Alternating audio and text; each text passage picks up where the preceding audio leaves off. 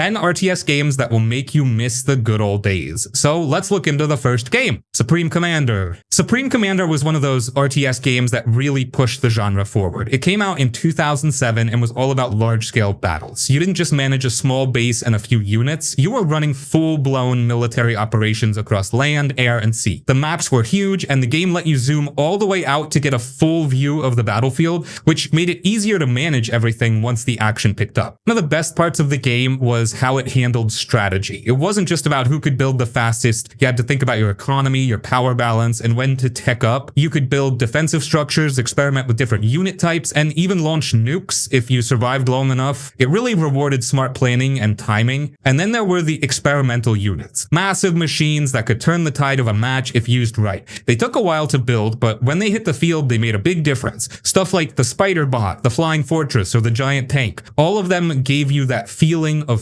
finally turning the match around. Supreme Commander was demanding, both in terms of how it played and what kind of PC you needed to run it properly, but for people who love strategy games, it was one of the most complete and well-designed experiences out there. No flashy gimmicks, just pure RTS. Star Wars Empire at War. Empire at War is one of the best examples of how to make a Star Wars RTS game actually feel like Star Wars. It came out in 2006 and let you control either the Rebel Alliance or the Galactic Empire, with all the classic ships, characters, and planets from the movies. What made this game stand out wasn't just the setting, it was the mix of real-time strategy and a larger galactic map, where you could move fleets, build defenses, and plan full campaigns. The ground battles played like a classic RTS. You built structures, deployed units, and captured control points. But the space battles were where the game really shined. You could bring in Star Destroyers, X-Wings, Y-Wings, and even call in heroes like Darth Vader or Han Solo to turn the tide. Watching a Star Destroyer slowly enter the battlefield while TIE fighters swarmed around it felt epic, and the game nailed the look and sound of Star Wars in every detail. There was also a campaign mode with a full story, plus a galactic conquest mode where you'd fight for control of the entire galaxy. That mode let you plan ahead, build fleets, and choose when and where to attack, kind of like a mix between Risk and traditional RTS. Empire at War wasn't the most balanced game ever, and the ground combat wasn't as deep as some other RTS games, but it nailed the atmosphere.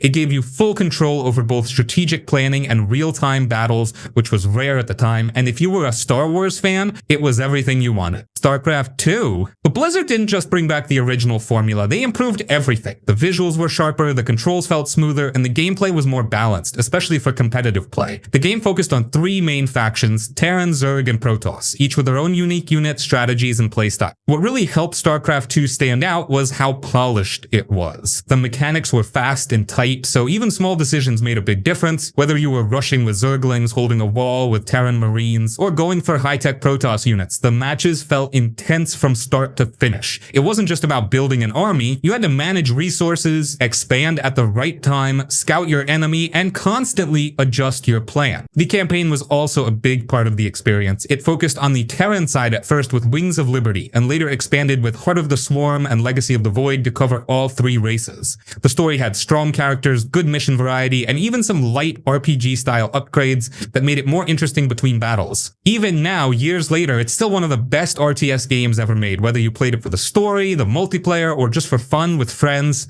it had something for everyone. Warcraft III. Warcraft III came out in 2002 and is still one of the most important RTS games ever made. It took the classic base building and army management formula and added a big twist. Heroes. These were special units that gained experience, leveled up, and unlocked abilities, kind of like RPG characters. It added a whole new layer to the strategy because now you weren't just managing units, you were also focusing on keeping your hero alive and getting them stronger over time. The game had 4 unique factions: humans, orcs, undead, and night elves. Each one played differently, with its own units, buildings, and strategies. The balance between them was really well done for its time, and the pacing of matches felt just right. You could rush tech up, expand. It gave you options without being overwhelming. The campaign was a big deal too. It told a full story across all 4 races with cutscenes, voice acting, and characters that actually stuck with people, especially Arthas and his fall from hero to villain. That whole storyline later became the foundation for World of Warcraft, but maybe the biggest legacy of Warcraft 3 was its map editor. It let people create their own custom games, which is how Defense of the Ancients started, the game that basically created the whole mobile MOBA genre. People spent years playing tower defense maps, RPG-style maps, and all kinds of weird mods that kept the game alive long after its release. Even if RTS isn't as big today, Warcraft 3 is still remembered as a classic. Great strategy, great story, and a huge impact on gaming overall. Warhammer 40k Dawn of War. Dawn of War dropped in 2004 and pretty much redefined what an RTS could be. Unlike other RTS games that had you building massive bases and slowly gathering resources, this one had you jumping straight into action. You weren't just sitting there building up your army for 20 minutes. You were out there capturing points, fighting, and constantly pushing forward. The coolest part was really the factions. You got to play as some of the most badass groups from the Warhammer 40k universe: Space Marines, Orcs, Eldar, and Chaos.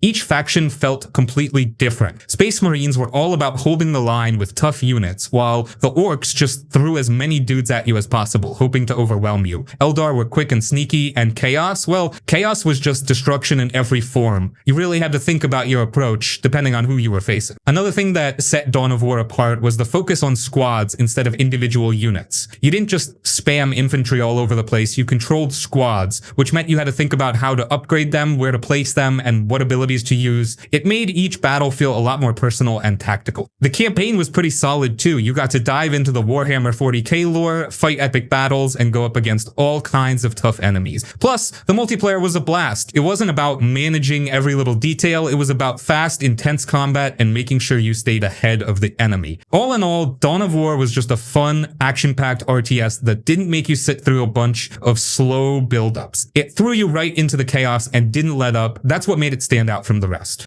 Age of Empires II Definitive Edition. Age of Empires II is one of those games that never really gets old, and the Definitive Edition is basically the best version. The game originally came out in 1999, but the Definitive Edition, which dropped in 2019, cleaned everything up with better graphics, new campaigns, and a ton of new civilizations. It's like they took a classic and gave it the treatment it deserved. Updated and polished, but still keeping that classic AoE 2 feel.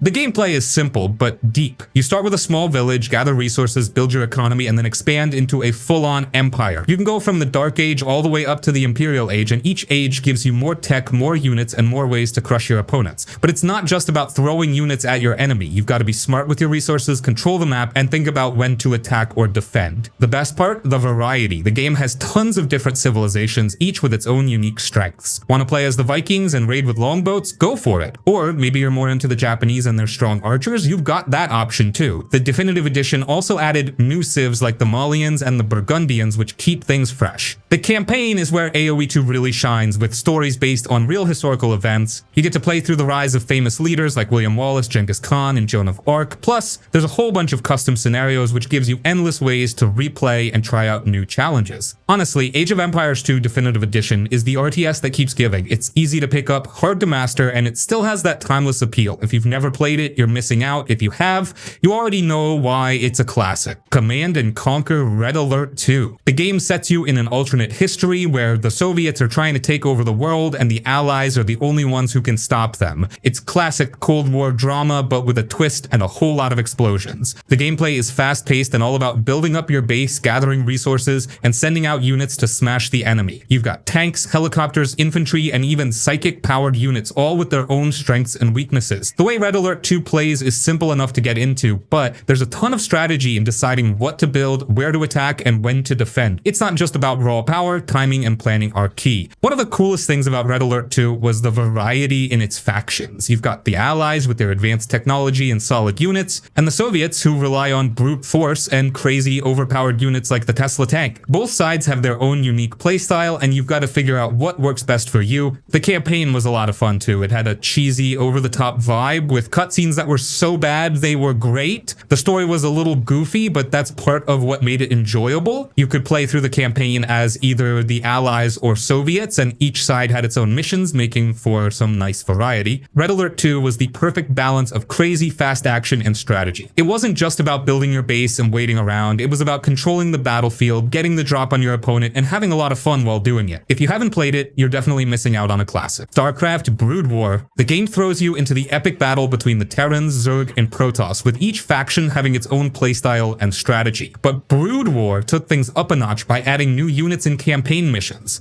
It wasn't just about building bases and spamming units, it was about learning how to master every race's strengths, knowing when to push, when to defend, and when to outsmart your opponent. The campaign in Brood War is unforgettable. It picks up right where the original StarCraft left off, continuing the story of Kerrigan and Raynor. The twists, the betrayal, and the galactic conflict are still some of the most compelling storytelling you'll find in an RTS. Every mission felt like part of a larger, high-stakes war, and you weren't just mindlessly following orders, you were invested in what happened next. But let's talk about what really set Brood War apart. Balance. The game was finely tuned, with every unit, every race having its own place in the battle. The multiplayer was insane, and the community absolutely ate it up. It wasn't just about having more units or better tech, it was about strategy, countering your opponent, and outplaying them with pure skill. It was the kind of game where you could lose a match in the first 5 minutes if you didn't have the right plan, but if you played smart, you could make a comeback. Even though Brood War came out over 2 decades ago, it's still a game people love to play today. There's something timeless about it, the way it mixes deep strategy with fast-paced action. It might not have the fancy graphics of modern RTS games, but it's got that perfect blend of challenge and fun that keeps you coming back. Total Annihilation. Total Annihilation is one of those classic RTS games that doesn't get talked about enough. Released in 1997, it was a massive leap forward in the genre, especially when it came to scale. It wasn't just about building bases and throwing units at each other. This game was about complete world-changing battles. The sheer size of the maps, the intensity of the fights, and the depth of strategy made Total Annihilation stand out. One of the game's big selling points was its fully 3D terrain. At the time, most RTS games were still stuck in that isometric view, but Total Annihilation let you zoom in and out, giving you a more dynamic view of the battlefield. You could build massive armies, control air, land, and sea units, and the battles would just span across huge maps, with explosions and chaos everywhere. It felt epic, like you were commanding a real war, not just a few skirmishes. The factions, the ARM and the Core, both had distinct tech trees, units, and strategies. The ARM focused on a more balanced approach with lots of versatile units, while the Core was about overwhelming firepower and advanced technologies. The key was figuring out the right mix of units, knowing when to expand and when to hold your ground. It wasn't just about spamming tanks, you had to think about resource management, positioning, and timing to come out on top. The campaign in Total Annihilation was solid, with missions that kept you thinking, on your toes, but what really made the game shine was its multiplayer. It was one of the first RTS games to really push for large-scale multiplayer battles, and it set the standard for what RTS games could be. The community loved it, and the modding scene kept the game alive for years with custom maps, new units, and even new factions. Even though Total Annihilation is a bit older now, it's still remembered as one of the greats. It laid the groundwork for a lot of RTS games that came after it, and for anyone who loves big epic battles with lots of strategy, it's a game that's hard to forget. Company of Heroes. Company of Heroes is one of those RTS games that's more about tactics than just building up a massive army. Released in 2006, it took the usual formula of base building and resource gathering and threw it out the window in favor of real, gritty warfare. Set during World War II, Company of Heroes isn't just about capturing bases or amassing units, it's about controlling the battlefield, using cover, and making every squad count. What set Company of Heroes apart was its focus on the small-scale, tactical combat. You weren't just spamming tanks and infantry all over the map, you were using the environment to your advantage, whether that meant hiding your units behind walls, taking cover in buildings, or using explosives to destroy enemy defenses. Every battle felt like a living, breathing thing, with momentum shifting as the fight went on. The game also introduced the concept of resource points, locations scattered around the map that you could capture to get resources.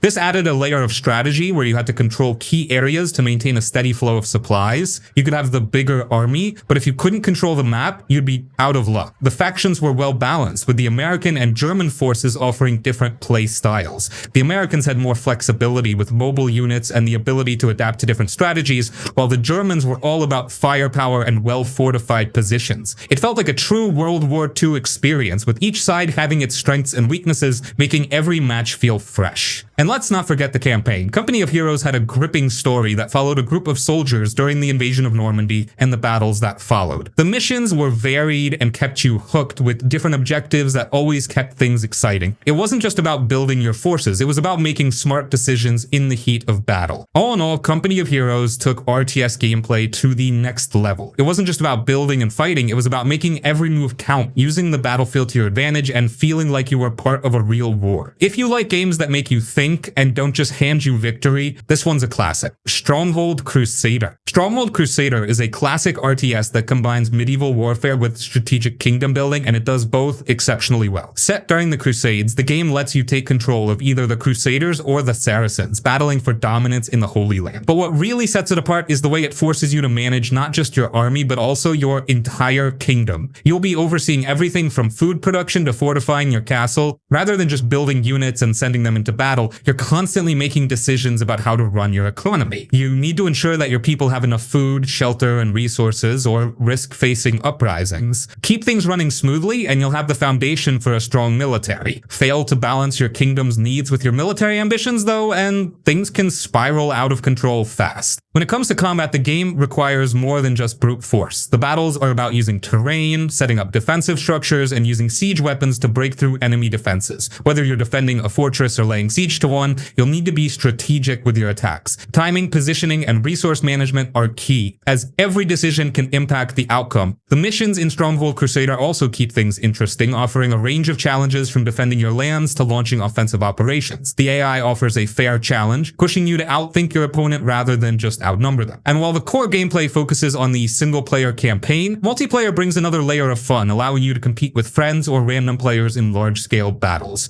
Rise of Nations. Released in 2003, Rise of Nations quickly became a standout RTS because it mixed everything great about traditional RTS games with a more expansive civilization-building twist. Instead of just focusing on one battle at a time, you're managing the growth of an entire nation, starting from the ancient era all the way to the modern age. It's like if Age of Empires had a baby with Civilization, and honestly, it's a great combo. The game lets you control one of many nations, each with unique abilities and units that give you different strategies to try. You start small, often with just a handful of settlers, and work your way through the ages, building cities, researching technologies, and expanding your borders. Unlike other RTS games where you're mainly focused on skirmishes, Rise of Nations integrates diplomacy, trade, and geography into the mix. It's about more than just having the biggest army, it's about managing your economy, forging alliances, and controlling territory. One of the coolest things about Rise of Nations is the way it handles borders. Instead of the usual resource gathering method where everything is contained in small zones, the game uses a more realistic approach. You need to control the land and its resources by expanding your borders, which means a lot of your early strategy revolves around securing key territories. And don't forget about the military side. Building strong armies is still essential, but the strategic decisions you make about placement, timing, and technology can change everything. The game also features a unique territory system. Unlike most RTS games where resources are tied to specific locations,